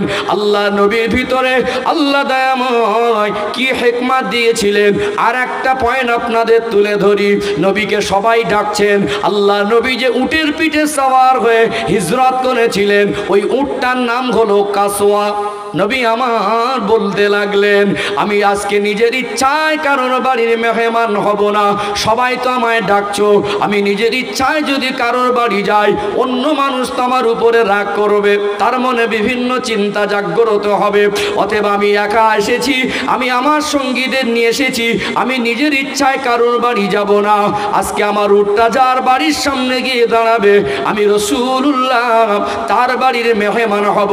আল্লাহ নবীর মতো এত দামি মেহমান হযরত আবু বকর সিদ্দিক রাদিয়াল্লাহু আনহুর মতো এত দামি মেহমান পৃথিবীতে আর কি পাওয়া যাবে? আর পাওয়া যাবে না। সবাই ডাকছেন আমার বাড়িতে আসেন। নবী পাকের ওই উটটা, রাসূলুল্লাহর ওই উটটা গিয়ে আস্তে আস্তে আল্লাহ নবীর সাহাবী হযরত আবু আইয়ুব আনসারী রাদিয়াল্লাহু আনহুর বাড়ির সামনে গিয়ে দাঁড়িয়েছিলেন। তার নসিবটা কত বড়, তিনি পৃথিবীর জমিনের শ্রেষ্ঠ মেহমানদের মেহমানদারির সুযোগ পেয়েছেন। বলুন সুবহানাল্লাহ। নসিব লাগে না? কি লাগে? টাকা থাকলে দান হয় না, টাকা থাকলে হজ হয় না, নসিব লাগে। সবাই ডাকছিল হুজুর আমার বাড়ি আসেন। আল্লাহর নবী তিনি যদি হুট করে কারোর বাড়ি যেতেন, মদিনার মানুষ তারা তো এত কিছু নবী পাক সম্পর্কে তখন অত কিছু ওয়াকিবহাল নয়, পুরোপুরি জানেন না। এখন জামা কাপড় দেখে তো ধনী গরিব চেনা যায় না, যায় কি? ধনী গরিব হয়তো একটা মানুষ নবীকে ডাকলেন, তার বাড়িতে গেলেন, পাশের গরিব মানুষটা ঘরের মধ্যে গিয়ে ভাবতো আমিও ডেকেছি, লোকটাও ডেকেছেন, নবী তো ধনী গরিব মনে হয় বুঝতে পেরেছেন আমি গরিব বলে আসি না, ধনী বলে ওনার বাড়ি গেছেন। গরিব মানুষ মনে কষ্ট পেত, নেগেটিভ চিন্তাধারা মনের মধ্যে জাগ্রত হতো। আল্লাহর নবী সম্পর্কে সবে যাচ্ছেন, এখন রাত কাটাননি মদিনা শহরে, তার মধ্যেই মানুষের মনে নবীর পাকে সম্পর্কে বিভিন্ন কুধারণা আসতো কি আসতো না? আল্লাহ আমার হাবিবের ভিতরে, আমাদের রসুলের ভিতরে এত এক্সট্রা হেকমাত দিয়েছিলেন। নবী বললেন আমি নিজের ইচ্ছায় কারোর বাড়ি যাব না। নবী ধনীরও নবী, গরিবেরও নবী। বলুন না সুবহানাল্লাহ। রাহমাতাল লিল আলামিন, ওমা আরসালনাকা ইল্লা রাহমাতাল লিল আলামিন। আল্লাহ আমার হাবিবকে বিশ্ববাসীর জন্য রহমত স্বরূপ করেছেন। বলুন সুবহানাল্লাহ। সম্মানিত ভাইরা বুঝতে পারছেন? মদিনায় গেলেন, আল্লাহ নবীর মদিনায় গিয়ে নিজের ঘর বাড়ি, নিজের থাকার জায়গার চিন্তা আগে নয়। আমি যদি ইতিহাস বলি, ঘটনা বলি, বিস্তারিত গুছিয়ে বলতে পারবো। আমি ঘটনা বলা উদ্দেশ্য নয়, আমি একটা বিষয় বোঝাতে চাইছি, একটা দৃষ্টান্ত তুলে ধরতে চাইছি। মুসলমানের কেমন সম্পর্ক এটা বোঝাবার জন্য এই জায়গায় এসেছি। আল্লাহর নবী মসজিদে নববী শরীফ নির্মাণ করলেন। আল্লাহর নবীর অসহায় অনাথ সাহাবীদের জন্য আসহাবে সুফফা নির্মাণ করলেন। নবী হিজরত করে মদিনায় যাওয়ার পরে আল্লাহর নবী সাল্লাল্লাহু আলাইহি সাল্লামের মক্কায় যে সাহাবীগুলো ছিলেন তারা কি ছিলেন না নবীর মহব্বতে চলে গিয়েছিলেন? তাদের অন্তরে কি নবী প্রেম। আমাদের কিছু মুরব্বী আছে ওই খৈনি ডলে, আছে না? আছে না? কেউ মনে করে দেয় না। দিনে 5 বার 7 বার ডলবে, কেউ মনে করে দেয় না। ও পাবে না বলে পকেটে করে নিয়ে ঘোরে, ঘুমের থেকে উঠে পাবে না বলে বালিশের তলায় রেখে দেয়। জিজ্ঞেস করবেন সারাদিনে একবারও দরুদ শরীফ পড়িনি। আমি নবীর উম্মত, বুক ফলাচ্ছে, আমি নবীর উম্মত। কি রাগ করছেন নাকি? অনেক ভাই আছেন, বাবাজি আছেন, বিড়ি খাওয়া অভ্যস্ত, বিড়ি খাওয়ার কথা কেউ মনে করে দেয় না। দাড়ি রাখতে হবে শুনে শুনে কানে সাতলা পড়ে গেছে, দাড়িটা রাখলোই না, মরে গেল, কাফনের থেকে মুখটা খোলা হলো এইভাবে চাঁচা অবস্থায়। রাগ করবেন না আমার কথায়। আমি 2 ঘন্টার মেহমান এসেছি, বাবাজিরা ভাইরা, আপনাদের যারা কষ্ট দেবো এটা আমার উদ্দেশ্য না। কেন কষ্ট দেবো আপনাদের? কষ্ট দিয়ে কি আমার 2 টাকা লাভ হবে? আপনারা কি আমার থেকে কষ্ট পাওয়ার আশা করে আমাকে ডেকেছেন? এটা শরিয়াত। আপনার আমার জীবনটা এতটাই খারাপ, একটু ওলামায়ে কেরামরা যদি গুছিয়ে বলেন খারাপ লাগে কেন? আপনার জীবন এত খারাপ, 40 বছর ধরে খারাপের মধ্যে ডুবে আছেন, আপনার একদিনও খারাপ লাগেনি। ওলামায়ে কেরাম একটা কথা বলো তো আপনার খারাপ লেগে গেল? কি মনে হয়? কি মনে হয় বলুন? একটা লোক 10 বছর ধরে একটা গোনা করছে, 10 বছরের ভিতরে তার নিজের খারাপ লাগেনি, একদিন হুজুর তাকে খারাপ বললো, খারাপ লেগে গেল। রাগ করছেন মনে হয় নাকি? আমি কুচিন্তা নিয়ে উঠি না। যখন প্রাথমিকভাবে ওয়াজ করতাম মনের মধ্যে আনন্দ হতো, তাই তো জলসা করছি, তকরির করছি, মানুষ অনেক সামনে থাকে, অনেক মানুষ ভালোবাসা দেয়, টাকা পয়সা পকেটে আসে। এখন ভয় হয় মানুষকে কি দিলাম, এত পরিশ্রম করি, এখন ভয় হয় মানুষ আমার থেকে কি পেল। অন্তত ইসলাম সম্পর্কে 2টো কথাও যদি মনে গাতেন, অল্প কথাও যদি মনে গেতে নেন, এটা অনেক বড়। আল্লাহ যেন হেদায়েতের জরিয়া করে দেন। বলেন আল্লাহুম্মা আমিন। রাগ করছেন নাকি? সম্মানিত ভাইরা, নবীর ভালোবাসা কাকে বলে বোঝাচ্ছি। আল্লাহ নবী সাল্লাল্লাহু আলাইহি সাল্লামের যে সাহাবীগুলো ছিল মক্কায়, তাদের আর মন ভালো লাগে না। একটা পরিবারে 5 জন 7 জন মানুষ, তার পরিবারের কোনো কিছুর অভাব নেই। আল্লাহ নবী সাল্লাল্লাহু আলাইহি সাল্লাম হিজরত করে মদিনায় চলে গেছেন, নবীর মহব্বতে মন দাঁড়ায় না। কার জন্য মক্কায় থাকবো? বাবা মা আছে, সুন্দরী বিবি আছে, ফুটফুটে সোনার মানিক বাচ্চা আছে, অর্থ সম্পদ আছে, কিছুর অভাব নেই। মক্কার কাফেররা যেতে দেবে না। কিছু সামান নিয়ে গেলে রাস্তায় লোক ঠিক করে রেখেছে, লোক দাঁড় করে রেখেছে, রাস্তায় জিজ্ঞাসা করা হচ্ছে কোথায় যাবে, মাল সামান নিয়ে গেলে রাস্তায় ধরবে। পরনার কাপড়টা সাদা মাসা পোশাকটা পরে আল্লাহ নবীর মহব্বতে চুরি করে বেরিয়ে গেলেন।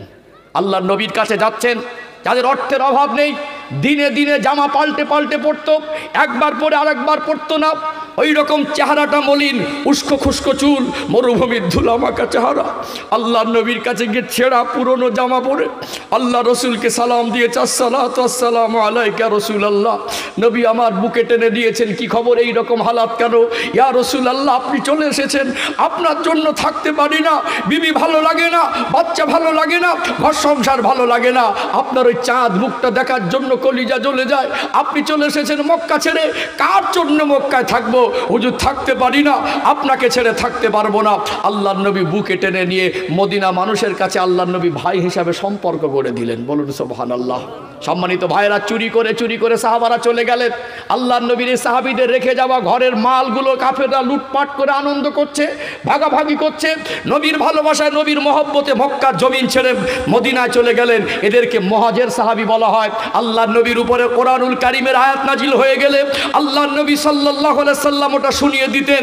আল্লাহর নবীর উপরে কোরআনুল কারীমের আয়াত নাজিল হয়ে গেল, ইন্নামাল মুসলিমুনা ইখওয়া, নিশ্চয়ই মুমিন পরস্পরে ভাই ভাই। আল্লাহর নবী যখন আয়াতের বর্ণনা দিলেন, সাহাবাদের মধ্যে খুশির জ্বর উঠে গেল। মদিনার মানুষ গোটা বিশ্বের মানুষকে মেসেজ দিলেন, মদিনাবাসী গোটা বিশ্বের মানুষকে কিয়ামত পর্যন্ত শিখিয়ে দিলেন। মদিনার মানুষ গোটা বিশ্বের মানুষকে কিয়ামত পর্যন্ত ধারণ দিয়ে দেখিয়ে দিলেন মুসলমান কেমন ভাই ভাই। নবী সাহাবারা, মদিনার মানুষ বলছেন, হুজুর ওদের একটা বিবি ছিল, ঘর সংসার ছিল, সুখ শান্তি জীবন ছিল, সর্বস্ব ত্যাগ করেছে একমাত্র আল্লাহর জন্য আর রাসূলুল্লাহর জন্য। ওরা তো সব কিছু ছেড়ে আমাদের কাছে চলে এসেছেন, ওরা তো আমাদের ভাই হয়ে গেল। কে বলেছেন? আল্লাহ বলেছেন, ইন্নামাল মুসলিমুনা ইখওয়া। মদিনাবাসী আবেগে আল্লাহর নবীকে বলছেন, হুজুর আমার ঘরের দুটো রুম আছে, আজ থেকে একটা রুমে আমি থাকবো, আর একটা রুম আমার একজন মুহাজির ভাইয়ের জন্য এমনি দিয়ে দিলাম। বলুন সুবহানাল্লাহ। মদিনার মানুষ বলছেন, ইয়া রাসূলুল্লাহ, আমার খেজুরের বাগান আছে, আমি খেজুরের বাগানে অর্ধেকটা আমি নিজে চাষাবাদ করব, অর্ধেকটা আমার একটা মুহাজির ভাইকে দিয়ে দেবো। আল্লাহর নবী মুস্কি হেসে বলেছিলেন, মদিনার মানুষ তোমরা সৌভাগ্যবান, ওরা নিরাশ্রয় হয়ে তোমাদের কাছে এসেছে, তোমরা আশ্রয় দিয়েছো, আল্লাহ কিয়ামত পর্যন্ত তোমাদের সম্মানকে বৃদ্ধি করে দেবে। বলুন সুবহানাল্লাহ। সম্মানিত ভাইরা, গভীর মনোযোগ দিয়ে শুনুন। কি ভাই ভাই, তাদের সঙ্গে কোনোদিন জেগাত পরিচয় ছিল না, রক্তের সম্পর্ক নেই, আত্মীয়তার সম্পর্ক নেই, শুধু আল্লাহর ভালোবাসার খাতিরে, রাসূলুল্লাহর ভালোবাসার খাতিরে তাদের সম্পদগুলো ভাগাভাগি করে নিলেন, তাদের জায়গাগুলো ভাগাভাগি করে নিলেন, ঘর বাড়িগুলো ভাগাভাগি করে নিলেন।